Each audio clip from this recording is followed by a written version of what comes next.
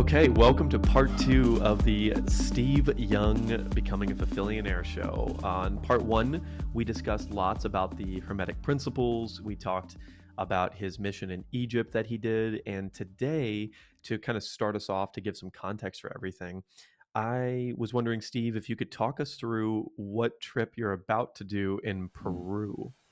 Yeah, yeah. So Peru essentially is a follow-up from Egypt, and in fact, Peru's mission was downloaded to me March of last year, even before doing the Egypt experience and mission in November.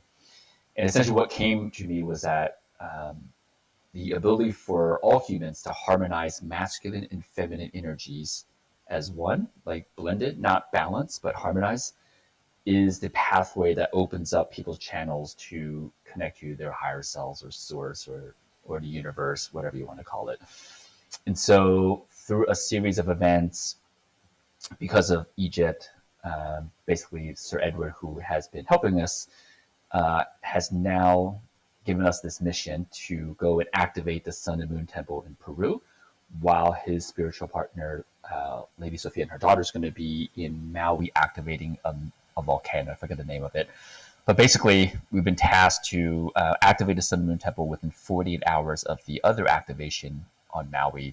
The other activation represents the masculine, and we're going to represent the feminine. And so we've been given very specific tools to basically achieve this mission, to not only harmonize masculine and feminine energies for the attendees, like the people on the mission, but for all of humanity, right? So it's like a ritual with very specific tools, very specific ways to send this harmonizing energy into the collective consciousness. Wow, that's so beautiful. So last time I asked about like what's the intention for the globe and like is that measurable or can you notice? But my question now is what is it like to be someone there doing it? What does that feel like? And how does that impact you and the rest of the people doing it? Yeah, yeah. This was a big thing in Egypt. In the days leading up to November 11th, I was feeling into each person. I could sense there was a lot of almost like disorientation would be the word I would use inside. And my sense making left brain was like, oh, I think they're one going, holy shit, holy crap, we're going to do this big thing. And then part with like, wait, am I the person? Am I trained for this, or am I able to do this? Right. So there was all this stuff going on. And so what I did was a day before I sat people down and said, look, like, this has already happened, right? Faith, the divine has already made this happen in the non-timeline reality. And so we get sovereignty and choice in terms of how we want to experience this happening. And so that kind of reframes it to like, from can it happen and how am I going to contribute to, oh, it's happening. I get to choose how I want to experience it. So just to give you context, I would be doing the same thing and have been doing the same in group chats with the Peru mission people. It's that this is happening. We just get to choose how we want to experience it. And I believe that that choice in how we want to experience it in itself is a secret key. So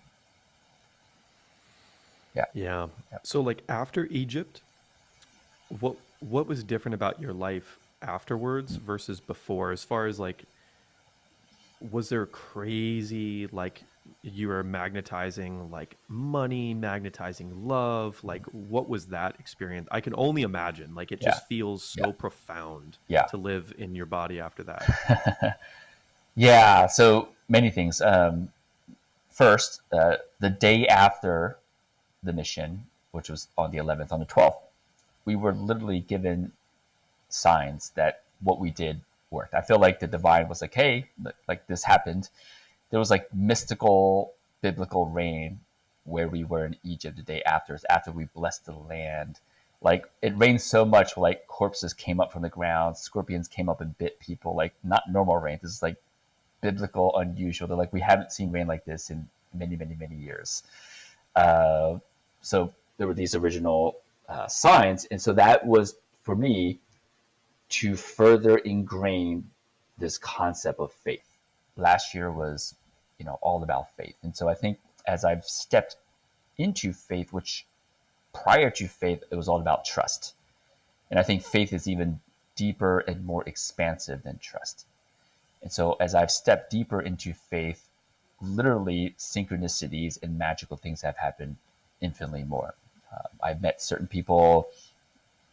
I've never been in a phase in my life where I've met people where there was an instant knowing we knew each other in a previous life. That has like more than exponentially increased since Egypt. And then a lot of things are just naturally falling into place, not just for myself, but sort of people I'm around, right? So it wasn't just an I impact. Literally, it's like rippling out into the people that I know.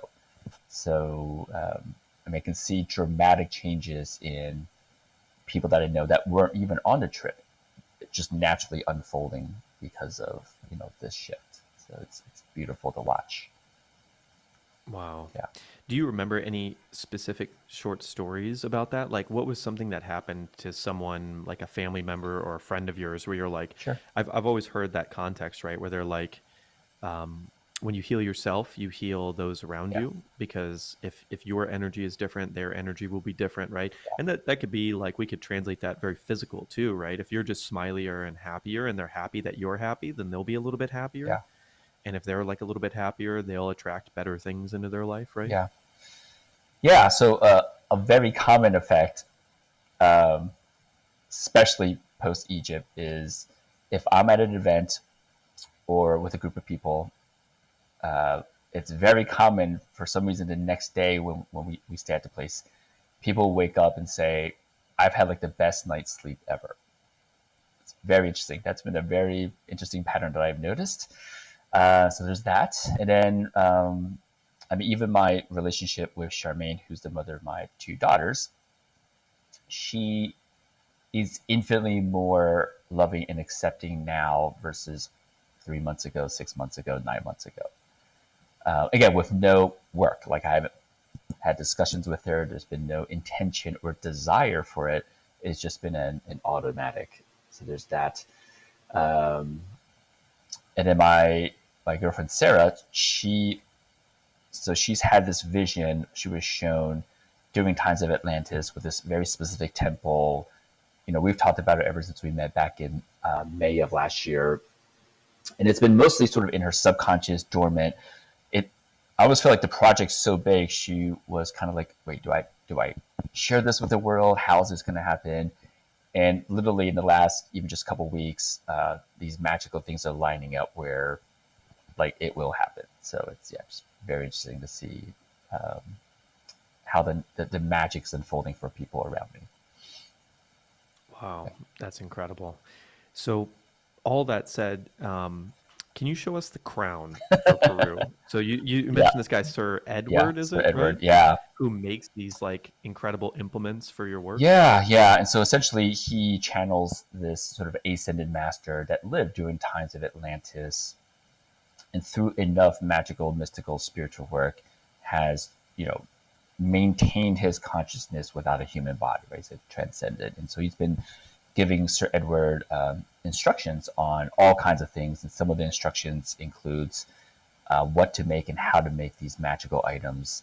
Like we had a crystal, a bunch of crystal swords that were used for Egypt, the mission, and then this is the crystal crown that we will be Oh my using gosh. for Peru. And so there's 30 of these crystals, and each crystal has been specifically activated with another laser sword that he has with specific vibrations.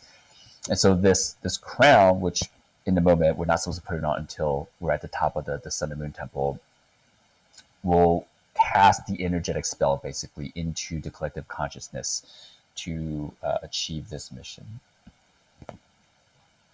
Wow. So, to give a little bit of like, again, physical context for these things, if people are like, "Whoa, what is happening here?" Mm-hmm. If you've ever experienced something where you were like, a loved one passed away, and you like felt them around you, and that's like without trying, you were just like, you just felt them around, or felt like you heard their voice or something, or had a dream about them, and they were like very clearly in it and very clearly themselves. That's like a little bit of that energy, right? And like you said in the last episode, the part one, Mm-hmm.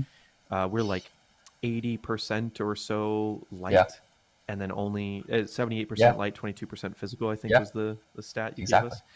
So with that in mind, it's like, okay, so when the physical is gone, there's maybe still 78% of you here, right? As far as like the measurable matter of it all, right? So then if you take that and you extrapolate that into someone who's trained to kind of interact with that energy that's here, and then you take that and you stack on top of it someone who's trained to kind of like meditate a lot and separate from the 22% more Mhm. regularly, and they could conceivably get to a level where maybe when they did die, Mhm. they 78% of them could still be Yep. around, and that's like their consciousness and their yeah, whatever makes us us without our body, Yeah. right? And that's like a whole big conversation. So that's kind of how I reason all of that and those intuitions and those feelings, and then you could start to say over time where you're like, oh, if I want to like think about my mentor who's passed on, and I really like think about him and think about what it felt like to be around him, suddenly, to some extent, he's here all of a Mhm. sudden, and I can like think about what would he say or what would he do, and sometimes it's even surprises me, like what comes up about what he would do or say. So that's kind of my train of thought with all of that work, and it seems completely plausible when you think about it that way. Yeah. So Yeah. something to get into there. With that being said, is this like you're going to Peru, you're doing this sun and moon activation, you're doing all of this like what would be considered highly woo woo Mhm. stuff, and it's not stuff that you get paid Mhm. for. So what's fascinating about this, and in between the last conversation and this one, which has only been 2 days, I had you send me all the links to all the things that you like 3D world Yeah. do, physical world Yeah. do, and it brings up this whole point of like asking powerful questions to me, which is you've built this several businesses and probably helped many other businesses like we talked about in the last Mhm. episode, um, so that you can do this work, and you've optimized your life or constructed your life in such a way that you can do this comfortably for Yeah. yourself and have the time and the energy to meet people and just do these things without that context of like currency like we talked about. So you've constructed a business that is an evergreen way of generating income to support this other work that you do that is very different and really important, right? Mhm. So the question there is if you're asking, like, let's say someone's asking, like, how do I make $1,000 extra a Mhm. month to invest in my retirement versus how do I make enough money that I can work an hour a month or an hour a year so that I can talk to people like Sir Edward and get crystal swords made with special lasers so that I can go do this like really Yeah. intense grid work, energy work, travel to these like Machu Picchu, Lake Titicaca, and the Sun and Moon Mhm. Temple and do these like whoa, this is really Yeah. intense. Like, but because you've had that bigger mission in mind, and this could go for any bigger mission, Mhm. right? Whether it's like people always say like, oh, kids are going to slow me down in business. I'm like, that's not been my Yeah. experience. Yeah. Actually, it's just you have more to provide for and more to Yeah. work for, so you ask questions about how can I do a lot more income in a lot less time so that I can be with them or make them proud, all of these things, Yeah. right? um, so talk to me about, we talked about the hermetic principles Yeah. last time, and I just gave the context of like you're asking these incredibly powerful Yeah. questions so that you can do this amazing work. When did you start your digital business? I'm assuming the first big one that really gave you some freedom was the back pain online Yeah. material. Is that true? Yeah. Yeah. I mean, I started it. I mean, really, my first business was 40 years ago. It was actually a supplement business. So I've been basically been in that sort of entrepreneurial space for quite a while. And then used to run my own masterminds. That was maybe 8, 9 years ago, where I used to coach other people and help them with their businesses. And over the years, I realized a lot of those things, while I enjoyed and liked and was good at, one, it wasn't my sole purpose. Clearly, it was not my complete expression of me. I was good at it, and so I started to, and it made no sense at the time to shut down these very high revenue generating businesses with high margins, like when you run a mastermind. But something in me was like, clear it all and then just like close it all down. But the beauty of that is they created space, right? And so, and space is the most valuable thing, actually. The void and the ether and nothingness is the most valuable. And so, from creating that, eventually one day I was invited to this mastermind and I met this person, Matthew. And then maybe, I forget how many months after that, they were like, hey, we love the marketing side and the split testing and the funnels and all that stuff, which I used to do myself, which I don't like doing anymore. They were like, we'll do all of that. You just generate content, which I love to do. And then we'll just like profit share. I was like, perfect. And so flash forward, I mean, sold probably 50, 60, 70,000 units of these pain relief programs. And we just brought on a partner that we expect in the next 12 months will 3 to 10x the business because he's done an 8-figure business in the golf niche. We just brought him on for like apply the same exact model to our niche, basically. He's sort of in the process of doing that. So, we have we have a physical product now, and then a supplement's coming out. So in a membership model's coming. So they're doing all that work without me, which is the beauty of it. I get an email once in a while. It's like, hey, what formula would you create for supplement? I was like, this is what I would do. It took me 5 minutes because of my background. And they decided on a product like, hey, can you shoot a video explaining how to do it? It took me 20 minutes. And so, yeah, wow. I literally put in maybe an hour a month at most in this. And so, and I reflected on this. I get a lot of questions like with that, with Immortal essentially being a startup. And Immortal, I mean, we have a mission to help billions of people, not just millions. And people always ask me, like, how do you feel and how are you okay with actually not doing a tremendous amount of work? Because, in startup mode, people talk about like 80 hours a week, you grind, you don't sleep, and you make it work and all that stuff. And my answer to them is about 7 years ago at this actually Maverick event, I have to credit Yannick and Sophia with this. And then Philip McKernan, who's an incredible guide soul, led this process about letting go of what doesn't serve us anymore. And basically during that event, I let go of sacrifice. I realized that word was so embedded in me because I conceptualized my mom's sacrifice her entire life for us, for my brother and myself. And I let that belief go and let go of the entire vibration of sacrifice. I believe that was monumental. I think without that, there's no way I could have the life that I have now because there would be sacrifices. I feel like I have no sacrifices. I basically do what I want. And I think, and of course, in service for humanity. And a lot of that came from letting go of that sacrifice. And the other sort of variable is guilt. Like I don't have any guilt that I've only put in an hour because it's almost like, when I'm with my kids, some people are like, wow, you travel so much. How do you kids feel? Well, it's not about the duration and volume. It's the depth, like the intensity and depth of that connection means way more than, the volume. And so I feel like I'm able to do, to contribute to these businesses from a depth perspective. It doesn't have to be a volume perspective. So. Mm-hmm. You said you have 2 daughters, right? Mm-hmm. Do they know about like Egypt and Peru? Yeah. Do you talk about that with them? They know everything. What do they think about it? I mean, they sort of grew up with this being pretty normal. So they're 10 and 13. Mm-hmm. So within that range, I've already been sort of steeped in the magic stuff. And so, I mean, they play shamanic drums. They do all kinds of stuff. They meditate without us ever telling them to meditate because just they see us do it. And so, it's not.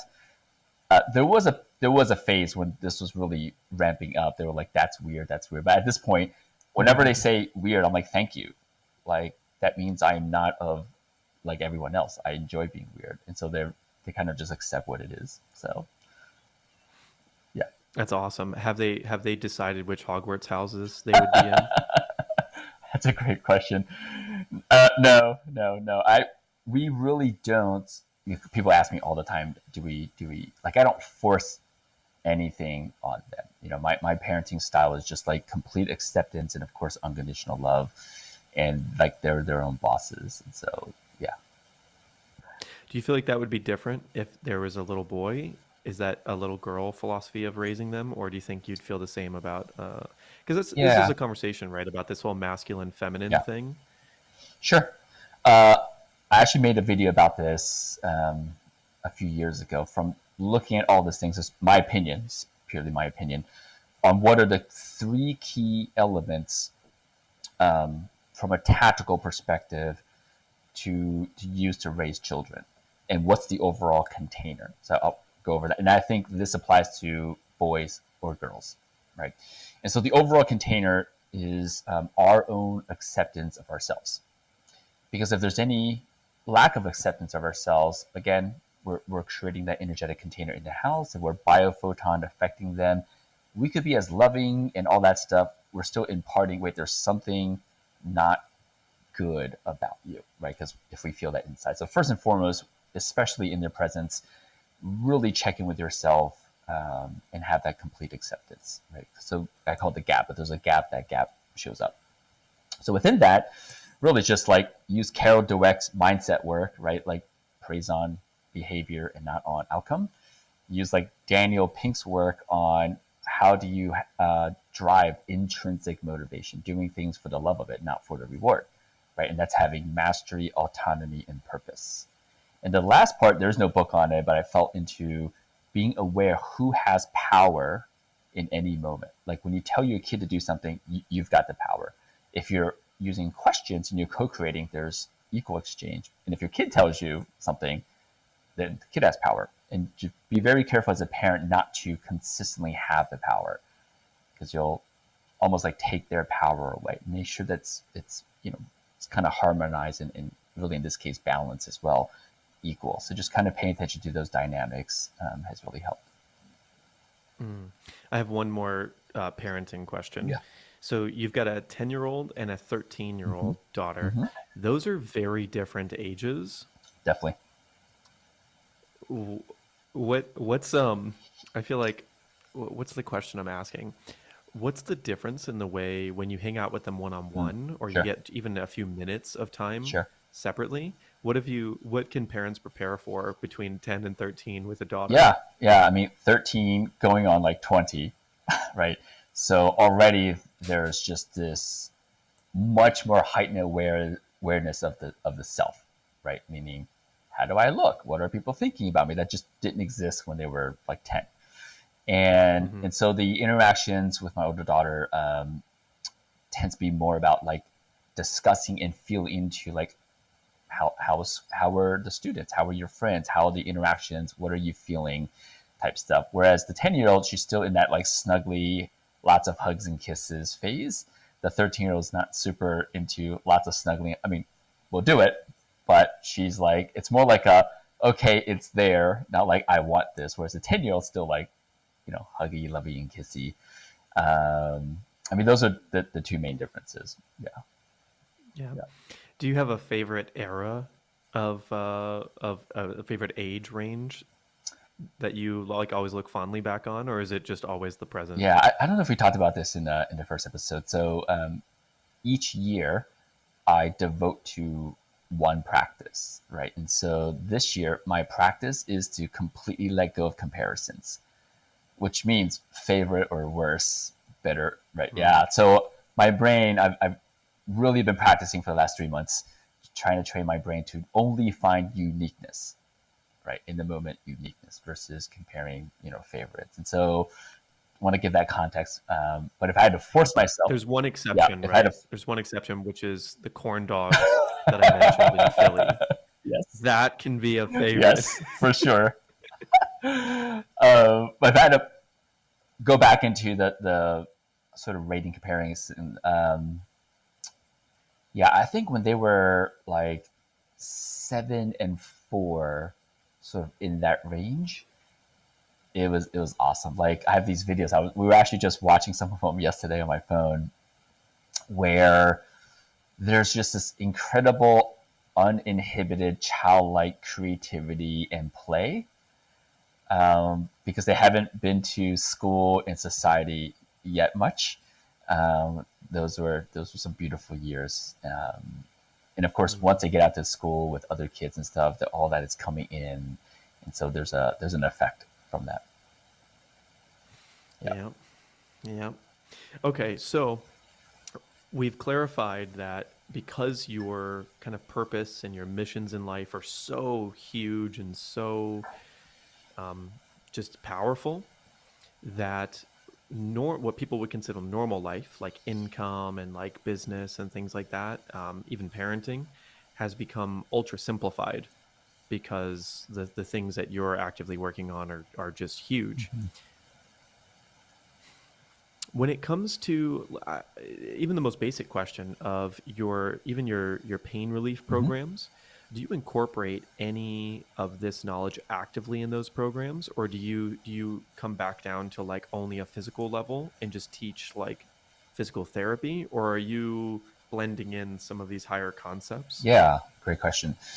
So um, we spoke a little bit about Meow Wolf off the recording yesterday, I believe. And ever since Meow Wolf, which is this sort of art installation, basically, there's one in Santa Fe, Denver, and Las Vegas. And I went to the one, I think 4 years ago was the first time I encountered it. Ever since then, I set the intention to create content that meets people where they're at from that consciousness perspective, but also have enough hints designed to just nudge them a little bit forward. And so I call it, it's like taking their hands and walking with them towards their divine selves. And so while the course comes across very mechanical, like stretch your psoas and do all that stuff, absolutely there is language in there designed to already shift some of their language patterns. Right? And so, and of course, if they're really into it, in the courses as a bonus, I give people access to like I have a course on, I call it wisdom words. It's basically a language awareness how to cast spells course. And so I have that in there as a bonus for free, just for people who are like, oh, I see what you're doing. There's a whole other thing happening. They can go down that path. So yeah. Beautiful. Oh, okay. So I have a question I want to ask, and I'm going to table for a Okay. second because now I feel like I have to get into these wisdom words. Okay. And you referenced the term spells, which is Yeah. another one to translate into 3D reality. Is like we're always casting Yeah. spells, so to speak, which is like everything that you say um, kind of leans you in a certain direction, which is exactly what I mentioned earlier with Yeah. like the quality of the question you're asking. Mm-hmm. So because you're asking the question, how can I fund my life so that I can build these like magical implements and shoot love into the world at Mm-hmm. these beautiful places and these like work with these amazing people that like speak to these energies and have this beautiful relationship with your daughters and just be putting love out into the world all the time. That in itself, just thinking about that and working on those things is a spell, Mm-hmm. right? And anything we desire, the way we show up in the world, is a spell. Yep. If like if this is the last time I get to speak to you ever, which is definitely not going to be the case, but if it were, Yeah. what are your top things that you'd recommend Yeah. as far as like casting better spells with my Yeah. words or thoughts? Yeah. I've spoken a lot about this. One common, simple. Well, I'll give context first before I give tactic. Um, just like I mentioned in the first episode, there's I don't believe in good, bad, right, wrong, positive, and negative. Right. So everything is happening for a reason. So when I'm about to suggest some word shifts, doesn't mean that the original word that you're using is bad. It's actually there for a reason. So I want to give that context first. And so the tactical would be a simple switch from um, have to get to. Right. So you can imagine if you just wake up and you say, I have to sit up, I have to brush my teeth, I have to put on clothes, I have to shower, I have to drive to work, I have to, and you just feel into your energy. And just imagine I get to sit up, I get to brush my teeth, I get to so on and so forth. It's a completely different energy. And when I say Mm-hmm. energy, it's basically a different vibration. And that vibration is now putting out into universe a whole different signal compared to have to. So if I had to pick, Yes, and yeah. there's like a master class Mm-hmm. on this topic in a movie. If anyone Mm-hmm. wants to go on Netflix and chill and learn this in a really profound way, to how he's how Steve is applying this. It's called About Time, Mm, and it's essentially about this spell that you're talking about yeah, right now, which is we have to do things versus we get to do yeah, things. And so you can go watch that movie, and it's perfect. beautiful. It's a normal movie. It performed very well in theaters, Okay, and great movie great. with Rachel McAdams. Okay, Beautiful, yep, beautiful. yep. Okay, yeah. I mean, so if I had to stick with one thing that's just such a common and simple, and yet monumentally impactful shift, just from have to get. Yeah, but there's a lot Hmm. more. But if I had to pick one, I would say that one for sure. What's another one? What's another one? So the next layer I would recommend is letting go of shoulds. There's no shoulds, right? And so because whenever Don't should all over yourself. and others, and so the should creates a separation, right? And also is, I mean, just think if there was this divine orchestration, everything is unfolding exactly how it's meant to unfold, and there would be no shoulds. And so when we say should, we're almost opting out of that frequency, that divine unfolding frequency, into what I think from my human egoic mind should be happening or not. And so that's would be my next recommendation. What words do you use in place of that? Um, yeah, it's interesting. When you start to completely let go of these vibrations, it doesn't need a replacement, because what's on the other side is just complete acceptance. Now, Mm. acceptance, I want to clarify, doesn't mean complete passivity, right? It doesn't mean you don't do anything. Like, this person's killing that person. There's a war between this country, that country. Oh, it's all awesome. That's not uh, acceptance, right? Acceptance is you go, okay, my expression of myself, I think I can support this, and you do it, but coming from a place of acceptance, not I should be helping or that shouldn't be happening. It's a different energy. Mm. Yeah. Yes. So if I run the scenario in my Yeah. head of like, okay, Steve is in Mm-hmm. bed and he's really tired, and he's got like a few meetings about like the Peru thing and planning, Mm-hmm. and Steve just is like, I feel really good laying in bed right now, and I'm gonna potentially pass on some of these meetings that I've got set up. What kind of like what's the implement or the instigation to getting you out of bed on that day? Yeah. Yeah. Yeah. Uh, So in a past yeah. Steve, right, it would be like, oh, I should get up and brush my Yeah. teeth, I should take a Yeah. shower, I should go to this Yeah. meeting. What's the wise wisdom words Yep. Steve say? Well, I think at first for me, it's an internal check on why am I about to do, or why am I about to decide this, right? First and foremost, because when you take out shoulds, you're really just now expressing.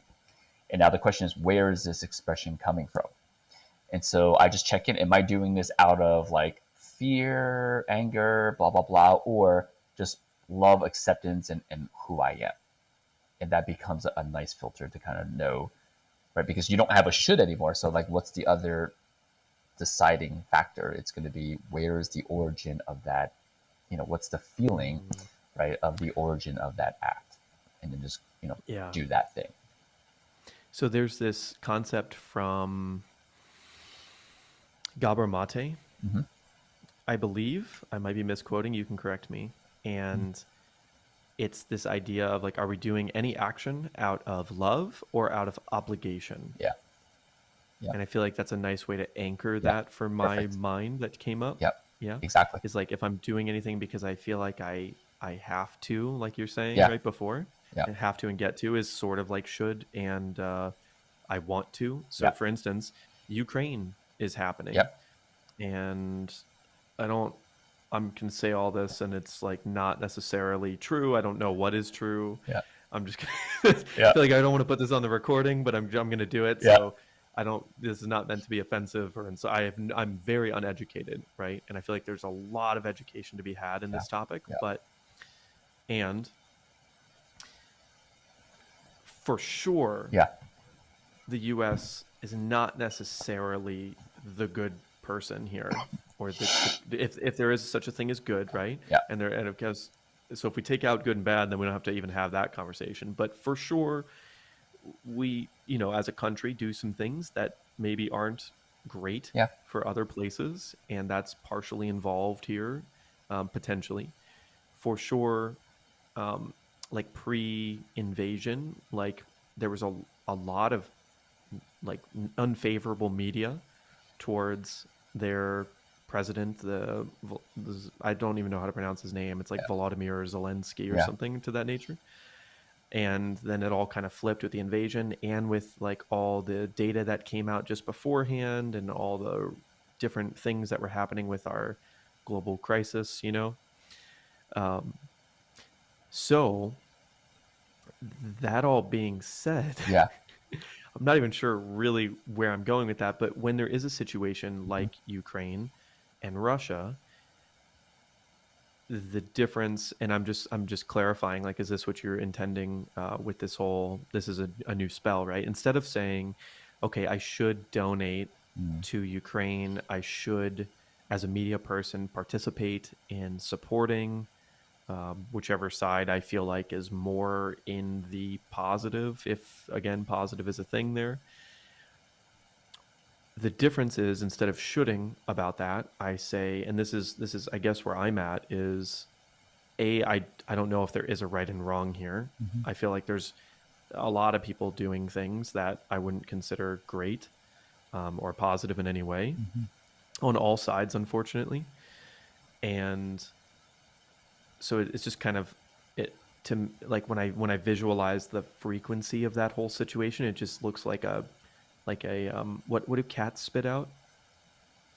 Like Like a like fur balls, like hair balls. ugh. Yeah. Yeah, like furball. Yeah. It's just like a ugh. Yeah. Just like about a lot of stuff. I mean, of course, like I'm like I want to, and so here's the difference. Instead of the shoulds, it's like, wow, I really want to support Mhm. refugees that are innocent and Yeah. didn't have anything to do with these bigger powers at play. Yeah. I really want to make sure that they're Yeah. safe and healthy and can be happy again. Um, I really want to make sure that these tensions are resolved in a peaceful way. I really, so this is kind of what comes up for Yeah. me.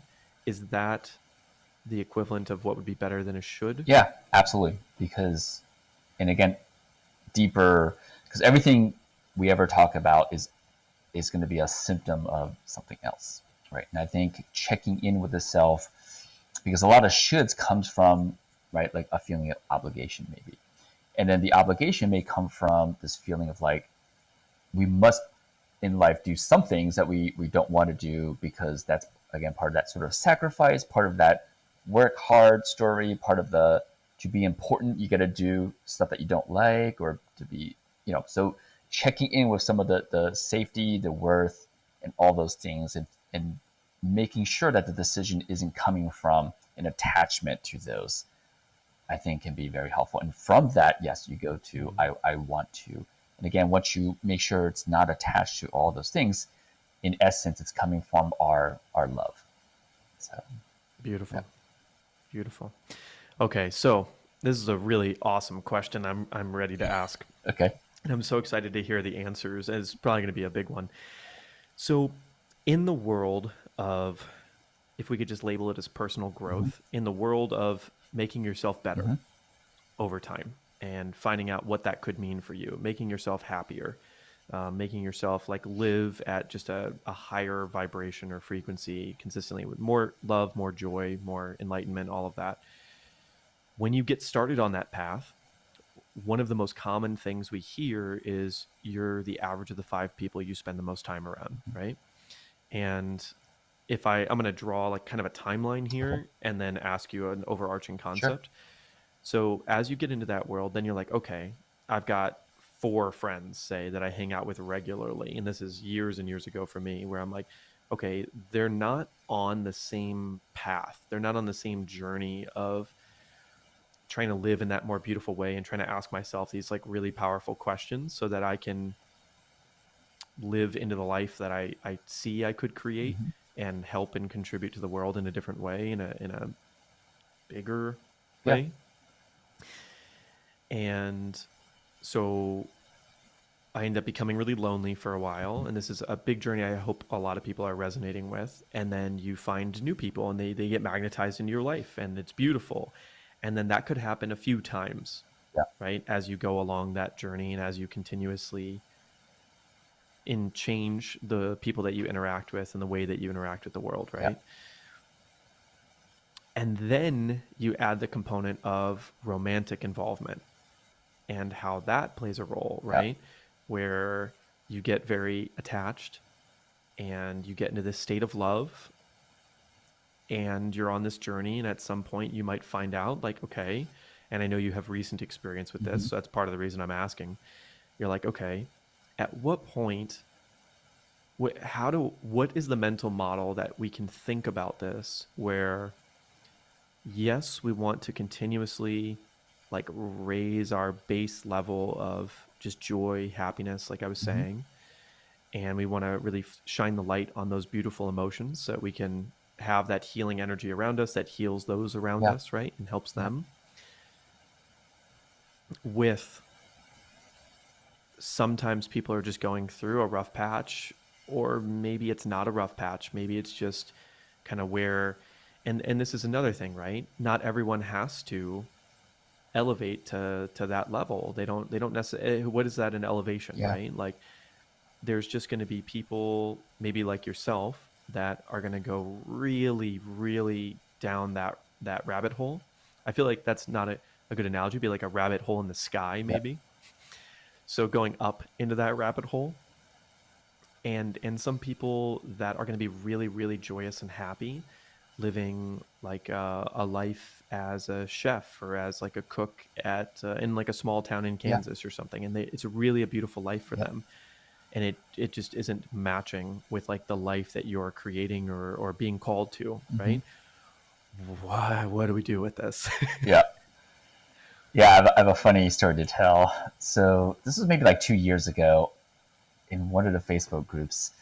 This person, a father of a son, wrote this post, and the post went something like this: my son used to be so driven. He would go to all the personal development courses with all the gurus. He would like read this stuff. But recently he met this girl and they moved in together. And basically now he is just so happy with her. He's now not doing all those things. He's just like in bliss and love and enjoy with her. What can I do to help him? And I was reading this like, it's hilarious, right? Because his son actually is in this is, instead of learning about love and learning about all this stuff, he's in it. He's in it in that relationship, and it's the father like to know that there needs to be a chase happening, basically a seeking that's happening. And so I just thought it was a beautiful story. That I mean, the way I look at reality is we all have a different. Well, we all have infinite number of paths to go on. Some people may be on the same path, usually different paths. And on this path, because there's different paths, there is no like ahead or behind, right? We're just heading in our unique direction, first and foremost. Because I think a lot of people are like, oh, I need to catch up, or I need to be there because I'm this old and I should be, right? It's the shoulds again, this and that. So first and foremost, we all have our unique path, basically. And second, um, again, the personal help space, in order to sell you things, will say you're missing something. Add this, right? Add this knowledge, add this wisdom.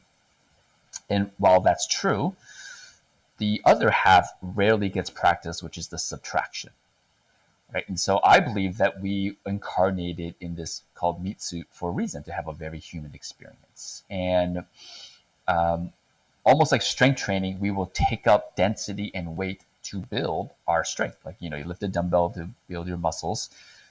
In our earlier years, we took on dense energies to build our emotional, spiritual strength, right? And so over time, as we become wiser, we realize we don't have to carry the dumbbell forever, right? So we can let go of aspects of ourselves, and through that, we naturally become lighter, right? Versus chasing the light, we literally just realize, oh yeah, the earlier dense stories, energies, states no longer serve. I've built the strength. Like, I don't need the dumbbell anymore, right? And so I think that's a slightly nuanced frame of the process that I believe can be very helpful, because it comes from a place of wholeness, right? It comes from, I have this sovereign choice of letting go of those dense things.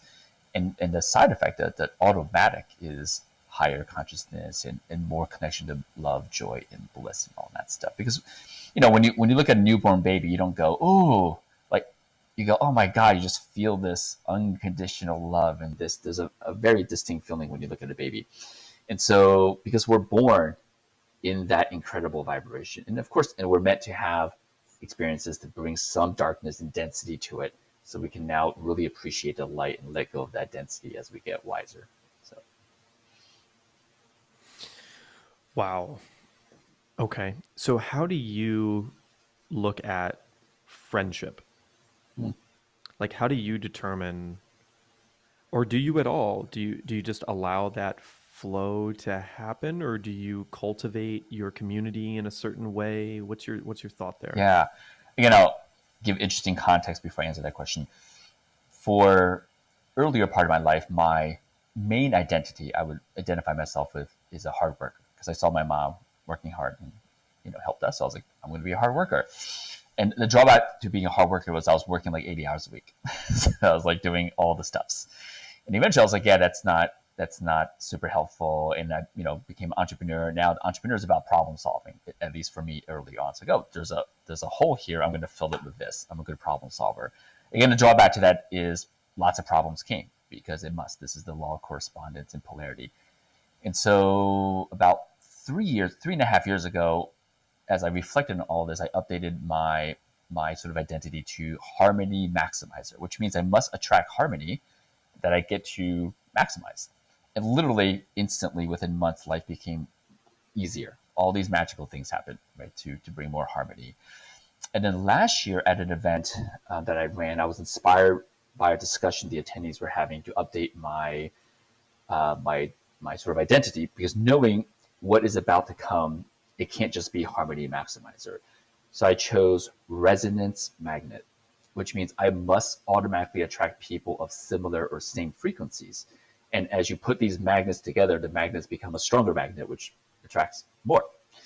And so the reason that's important is because literally some of my closest friends came into my life after that updated identity about a year ago.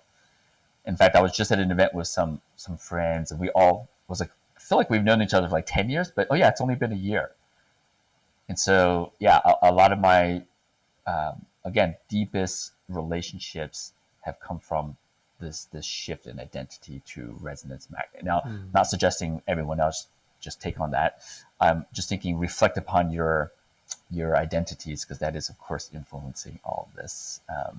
And so, and beyond that global contextual thing, as when it comes to relationships like friends or family, my tactical thing that I like to use is I remind them friends and family don't keep score.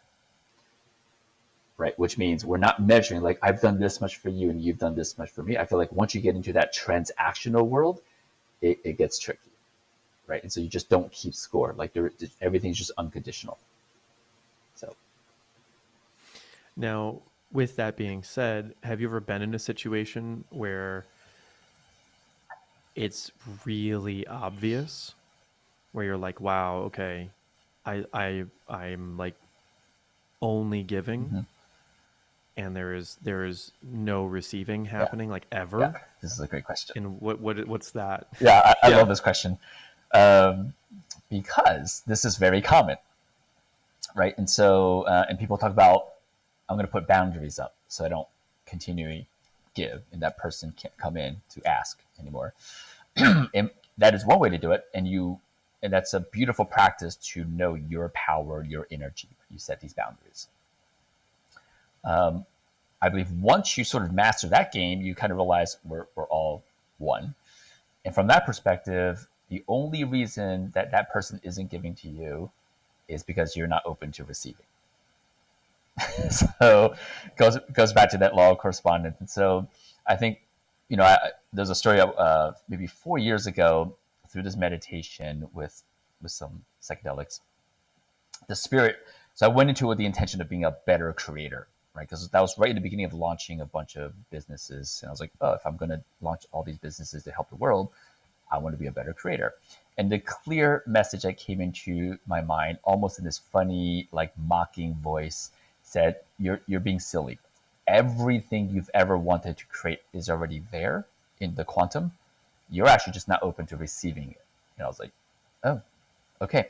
So I literally really just focused on being a better receiver from that moment on, and life has been profoundly different. Mm. What does that look like?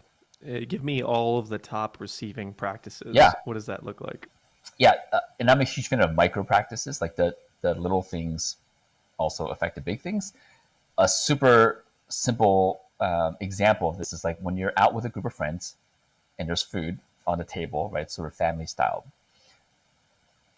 Up until 3 years ago, I would never take the last piece, right? Like there's some food left, there's like one little piece, and you know everyone's feeling the same. It's Of like course. one bite left, and no one wants to be that person, Yeah, you're like 20% Canadian. right? You got that? Right.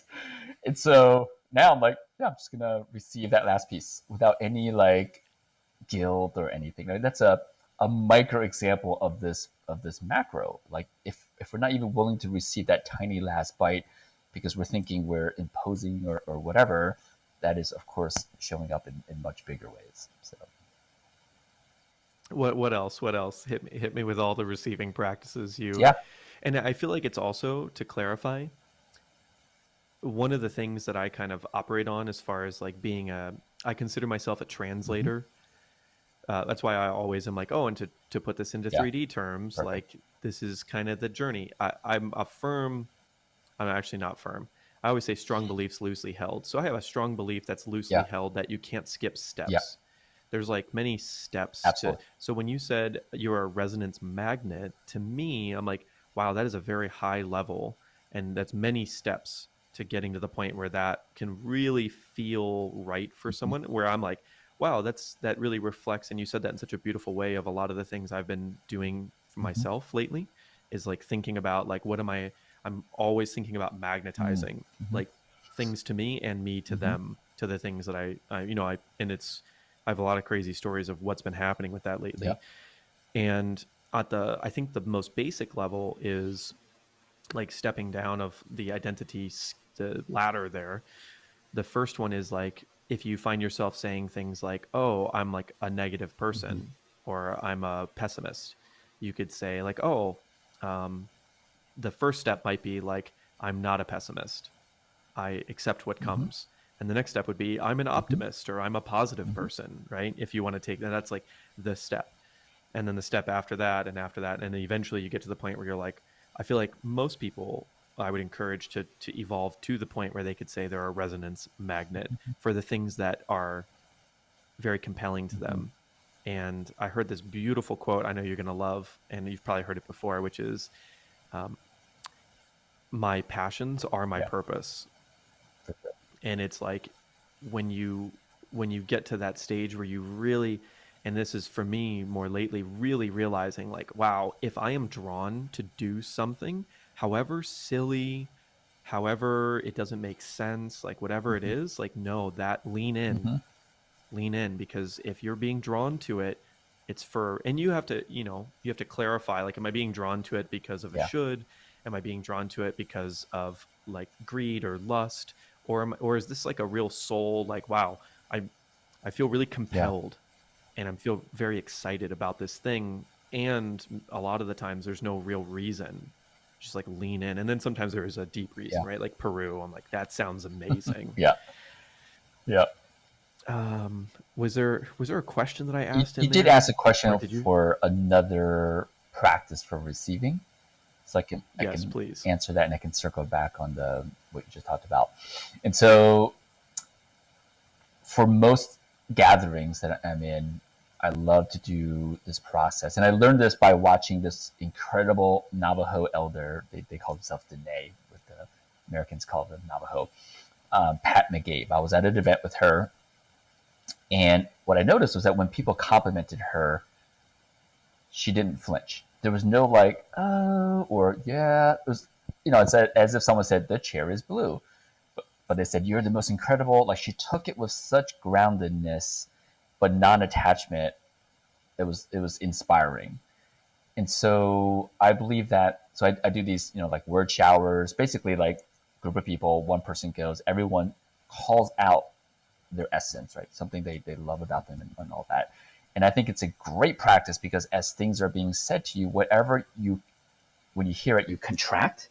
You feel like, oh no, and you're downplaying it. There's something there specific to that word or that phrase that you want to open up to receiving. And so I think the word shower is a beautiful group practice to become very aware of where are the channels of receiving currently that you get to open up even more. Do you do this with your kids? Yeah, actually I've done that, and one of my favorite things for people who have young kids is you ask them a question: Why do I love you? It is such a revealing question, right? Because they'll be like, typically, they'll be like, because I'm smart, because I'm cute, because I am, right? All the things, and you just say no to everything until they give up and they're like, I don't know, and you just say, because you're you, right? Because I think kids are unless it's explicitly said, almost they believe they're being conditionally loved in a way, right? Because it's natural. Like they kick a soccer goal, you're like, yay, that's awesome. They get an A, you're like, yay, that's awesome. They're not getting yay, that's awesome when they're like drooling, staring at space, right? And so Mm. that's an interesting offset because they're of course being praised when they achieve. So I like to let them know that they're not loved anymore for their achievements. They're just loved. So Oh, that's yeah, so beautiful. Do you do this with your partner as yeah, well? yeah. And what's do you have like a regular schedule for that you, or does it just come up when it comes up? It just comes up when it comes up. I mean, she's very good at sometimes she'll be like, I want some extra gooey lovingness. Let's go there and we'll just Mm. talk about. We'll go, okay, we'll do that. So And that's another, you just gave me another receiving tip in saying that, which is like when you feel like you just feel the energy of wanting to receive, just yeah, ask. yeah. I love that. It's like whatever comes up unfiltered. If you want the lovingness, just ask for sure. Yes. That being said, I am so honored and loving the opportunity to have another talk with you so shortly after the first one. And this is wonderful for me. I am getting, this is just, I feel great. This is amazing. I'm really excited about this. And you are just so Mm, inspiring and aspirational for me. So I really appreciate this like low key mentorship that I've been mm, getting. This is great. mm. So that being said, Yeah. talk to me about how the physical Hmm. body is related into all of this, like the Mm. upkeep of the physical health and the physical body. Yeah. That's again. Because clearly you are super fit Yeah. and you have these like pain solution, products that you do. Yeah, talk to me about that Yeah. whole. Where I mean, we could go real deep, I bet, but Yeah. yeah. I mean, in general, our physical body is. Imagine if we were wanting to broadcast the clearest, strongest signal into the universe. Our physical body is the tower, right? If your tower's crumbled and it's made of like wood, probably not as good as like if it's made from pure gold and in an incredible geometric shape, that would be a much better signal. That's basically our bodies. And so our bodies, the more you align it, and I'll explain why I use align it versus just being healthy.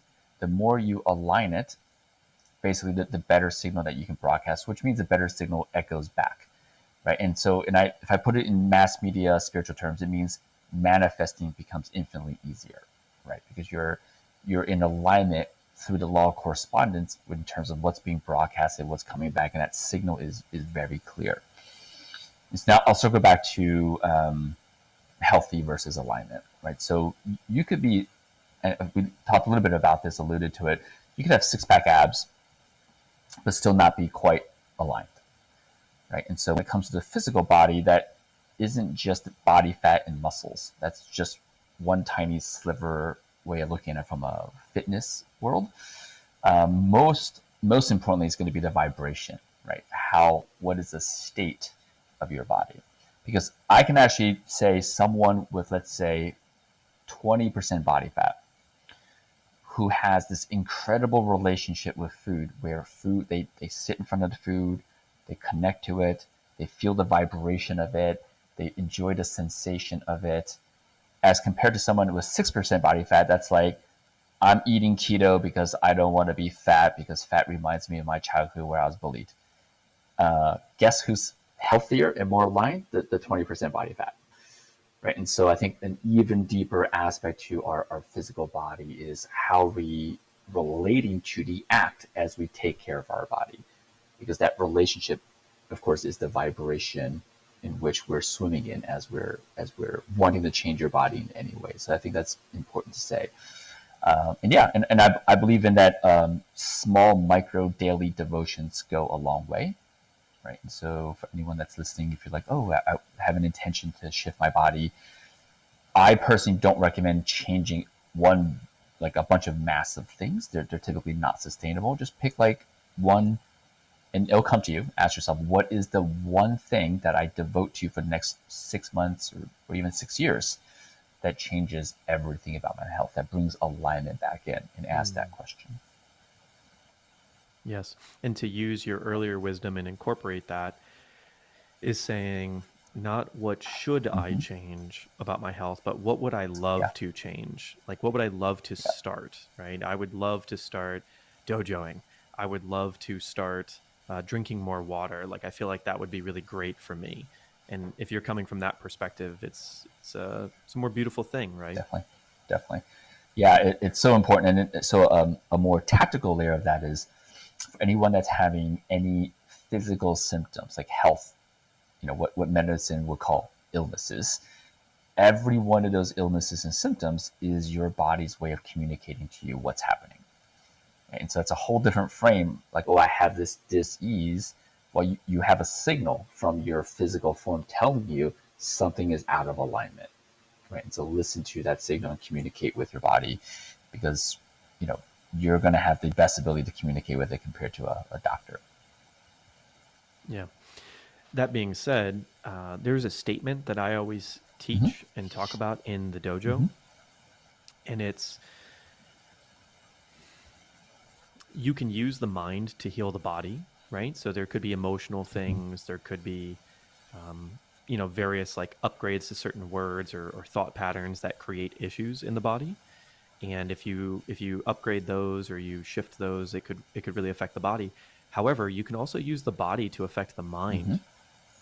And in that regard, a lot of the times it's a lot easier to do that than it is to do the mind Yep. first.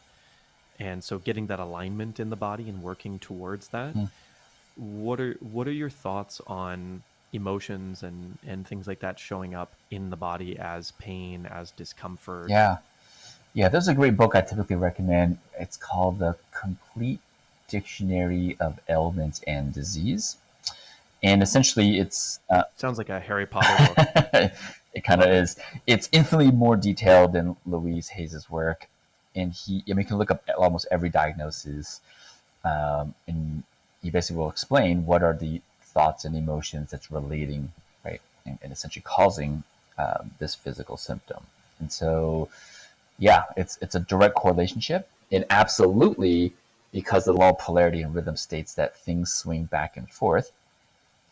Of course, changing the body changes the mind, just like changing the mind changes the body, right? Because from a unity perspective, even though we have words that says mind, body, spirit, conceptually and in reality, it's all one, right? Everything is, It's the yeah, complete book of a ailments, complete dictionary of complete dictionary. ailments and disease. Beautiful. I'll put that in the show Yeah. notes. And I'm buying 7 copies today. That's probably not true. Maybe 2 or 3 Yeah. copies. Yeah, I don't know if they still have it. I think they might have pulled it for some reason. I will But find they it. have they used to have it on Kindle, so I just have it on my phone all the time. I can look up stuff, which is awesome. Yep. Wonderful. Now, when you have either someone really close to you or you Mhm. yourself get a tweak or an injury or your GI is weird, what's your first go to? Is it the emotional side of it or is it the physical side of it? Hmm. That's a good question. Um, for me, I always think about the emotional. However, with my background in physiology, you can immediately reduce the symptoms biologically, right? like do that so you feel good. And then of course look into the root, which is going to be sort of the energy and mind stuff. So that's sort of my approach. For other people, it depends. It depends on their consciousness and where they are in their unique path, right? Because you can imagine if someone completely does not believe that the mind and affects the body, I can't be like, oh, this is because of this emotion. And so for that person, we would stick mostly to biological and physical, mechanical, with maybe a little bit of hinting that it's connected to the other things. Versus someone who already is well practiced at understanding that, then of course we go right to the deeper emotional. So it kind of depends on where they are in their practice. Beautiful. So I'm like running out of time here, and I want to ask you one really big question. Okay. Dum, dum, dum. And it's kind of an ephemeral question. Okay. So when you kind of tune in to like all the things we've talked about over this 2 hours and 40 minutes or so of recorded time, and lots of off camera time too, and you think about like what is the most inspired thing that you'd want to talk about or teach, or something that we haven't discussed that you feel would be really important for people to hear when you like think about the energy of like these interviews, what sort of naturally bubbles to the surface? Yeah, what's coming to mind is essentially at the end of the first interview, right? I think that the takeaway is you're unfolding from wholeness, right? Versus sort of coming from separation where you're lacking something. So that was the first one. What's coming to me is and another aspect that really harmonizes that with that recommendation really well, which we've kind of touched upon throughout, is this divine faith, right? Knowing that all the things that are happening in this moment that may seem like chaos or disorder, or if you want to judge it bad, know that there absolutely is there is a divine power that is infinitely more capable than the human meat suit that we're in, that is overseeing this chess game, right, and helping move the pieces. And I believe that having that faith, again, really allows us to, one, connect to that divine self, right, to tap into that faith and have a feeling of that already can bring about tremendous peace, right? Because I think a lot of people who are looking at their lives in terms of things that are happening that they don't want, there's that innate anxiety or stress about it. And I think having that faith can bring you to that state of peace. And from that state of peace, you unfold from wholeness, like I mentioned from the first episode. Beautiful. Beautiful. Thank you for that. Yeah. And again, when people fall in love with you, where can they go? How can they find you and get more of this? Yeah. And so the best place right now would be just my personal site, which is drsteveyoung.com. Or find me on social media on Facebook. Just sure you could search for Steve Young, it'll come up. Beautiful. Thank you so much. I'm so honored, and I'm so glad. It's so funny that we connected 2 years ago, Yeah. like really briefly, and I was like, wow, he's got like a great vibe. I was in a totally different situation. COVID was really intense at that point, and I had the kids running around all the time, and there was no school, so it was just a very different life situation where now I'm like, I want to absorb everything. I just feel like I could literally interview you for 50 hours and just keep learning and getting stories. And I'm honored. I'm honored. Thank you very much. Yeah, it's an honor again to be able to share this. And again, I look at it as honoring you for providing this channel that basically allows me to just like express my